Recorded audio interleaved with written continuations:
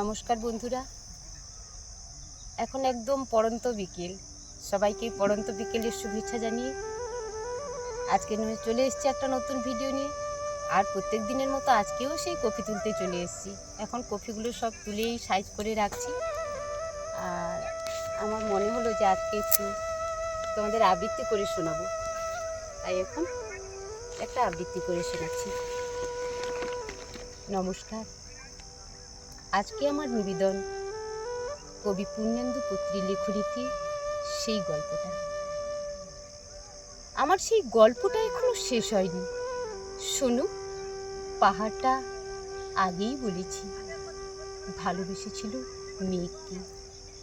আর মেঘ কিভাবে শুকনো খটখটি পাহাড়টাকে বানিয়ে তুলেছিল ২৬ বছরের ছোকরা, সে তো আগেই শুনেছ।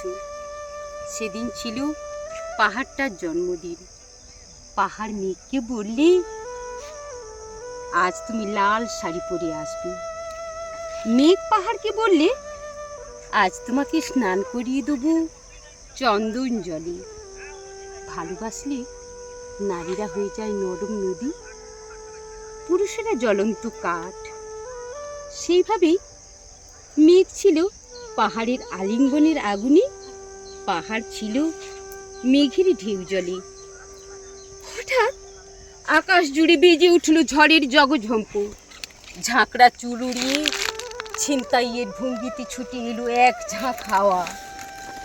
মেঘের আঁচলে টান মেরে বললে, ও ছুরি তোর বিয়ে। এখন শেষ হয়নি গল্পটা।